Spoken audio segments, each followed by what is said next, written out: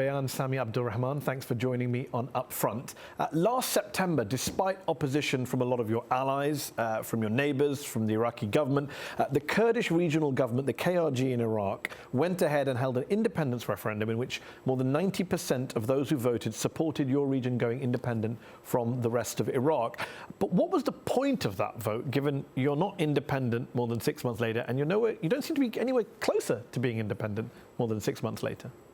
Our intention was never to declare independence immediately. We never, and we still don't believe in a unilateral declaration of independence. Our intention was to allow the people of Kurdistan to voice or express their will for the first time ever, and also to send a message to our neighbours, to Baghdad, to the international community, that this is what people want. We believe that having a referendum would allow that to happen, and then we would talk to Baghdad about our future relationship. So we never envisaged that we would be independent by now, 6 months after the referendum. So when do you envisage being independent by? Well, the dream of independence will never be extinguished. I think that's a fact that everybody has to live with. But we're also pragmatists. After the referendum, there's been a collective punishment of our people. Our neighbours have reacted. The United States and Europe were not helpful. So we understand the realities that we live with. Right now, we're focused on the Iraqi elections, which are coming up in May, and looking forward to the next phase after that. Okay, but you didn't answer my question. When is independence going to happen? It depends, because it depends on our dialogue with Baghdad. We want to separate. The referendum said that we want to separate from the rest of Iraq. That has to be a negotiated settlement, but we're not in that phase right now. We are in the wake of the referendum, where the people of Kurdistan are being punished, and we are just trying to manage with this. They're being punished, situation. you say. You talk about collective punishment. I'm sure the Iraqi government wouldn't agree with that assessment, but let's take your word, they're being punished. Isn't that a reflection of how you failed your people then? Because you held a referendum, you made these promises, they voted for it, the result was what you wanted, and now they're being punished. So it backfired on you, hasn't it? I want to clarify one thing. There has been a punishment of our people, but very recently, in the past several weeks, our relationship with Baghdad has started to get better. So I want to just put that out there. With regards to whether we have failed our people, I'll tell you something, Mehdi.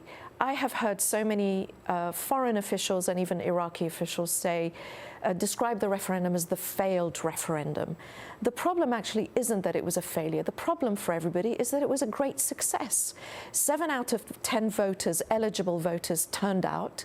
9 out of those who voted yes. If you keep in mind, the success of the referendum is that it happened. That's your definition of success. That's one of the definitions. Keep in mind that we're part of Iraq, where we have had genocide repeatedly, not once, repeatedly against the people of Kurdistan, most recently under ISIS. But you're not suggesting the current Iraqi government is bent on genocide against your people, are you? No, I'm not. I'm talking about our history in Iraq. Nobody's questioning the history. We're talking about right now. Yes, but the decisions we make today and tomorrow are informed by our past. For us, we looked at Iraq as a place that is not a home, a comfortable home for the Kurds. 2003 came along, it became clear the US wanted to liberate Iraq, intervene in Iraq.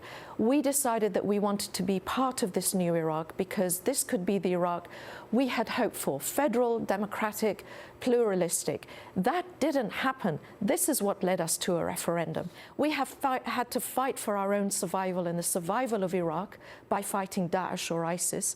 We have taken care of 1.8 million displaced people and Syrian refugees. We have had to deal with a crash in oil prices.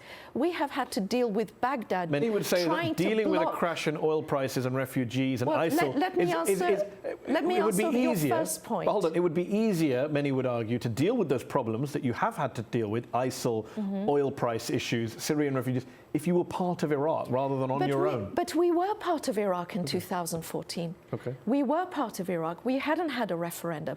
Our budget is cut off. A war is imposed on us. Genocide is committed against our people once again. Not by the Iraqi government, to be fair. No, but why did it happen? Because the Sunni Arab community in Iraq was completely disillusioned.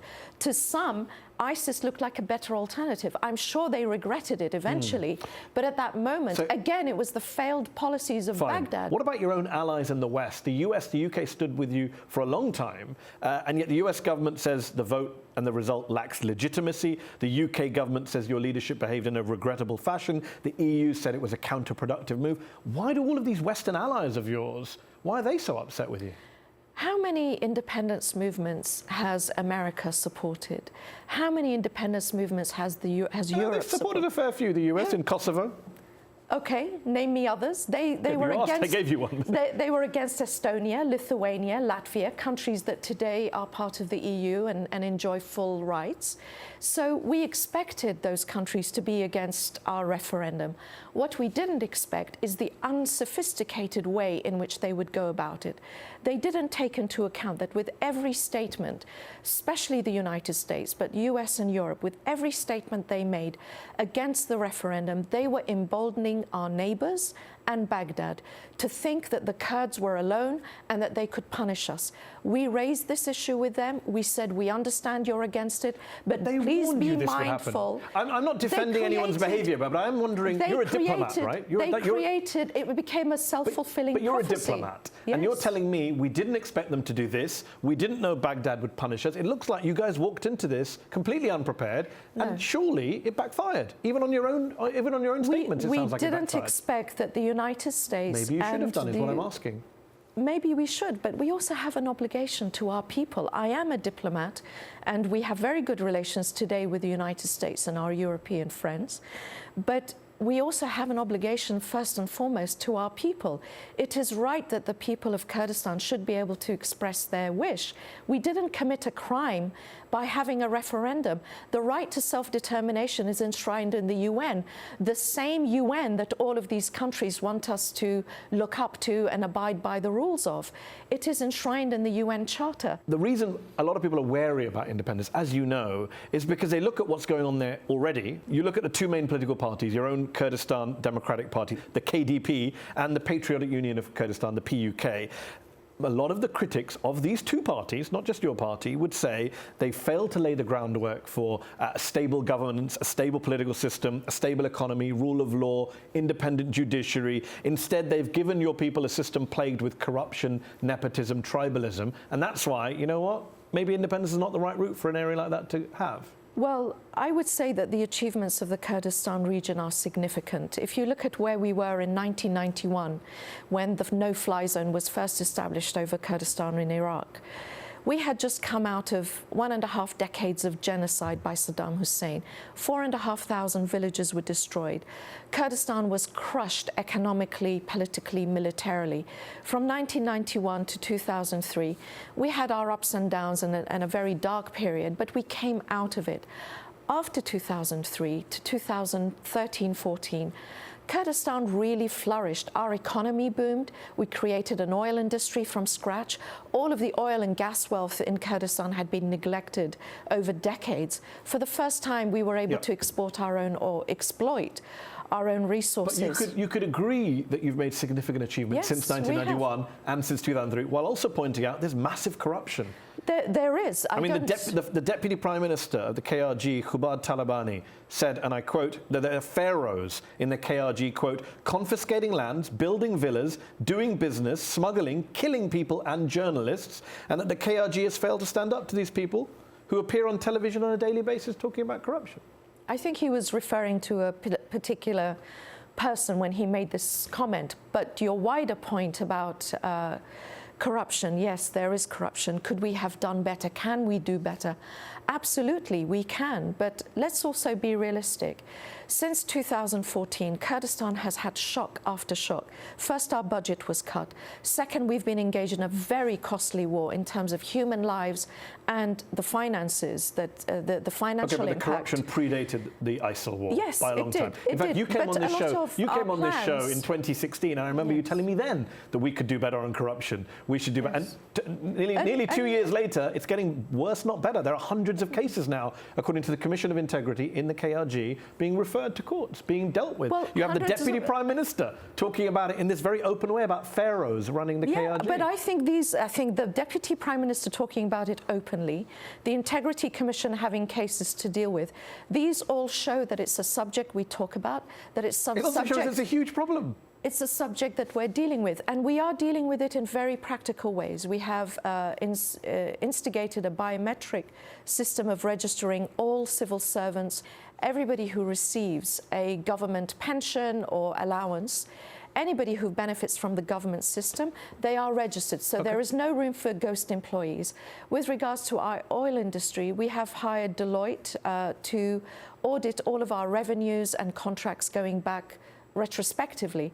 We are taking practical steps. We are going to reform the finance ministry. No, I want to answer your point. Fine. You have repeatedly said there is corruption. I don't deny that there is corruption. My point is not just that there's corruption. My point Let me go is that further. we are dealing with it. But you can't deal with it if it's built into the system, is my point. This is not just incidental corruption. We should give up? No, I'm we have to deal with it. I'm wondering about you want to create an independent state, but what's it built on? You have a president of the KRG up until November, Masoud Barzani, who had to extend his term in office twice just to stay in power 12 years. His son is currently head of the intelligence services. His nephew is the prime minister. Kurdish politics sounds like a family business. I thought you're trying to get away from the Arab family businesses. You're doing your own family business politics in the KRG. That's the future of Kurdistan?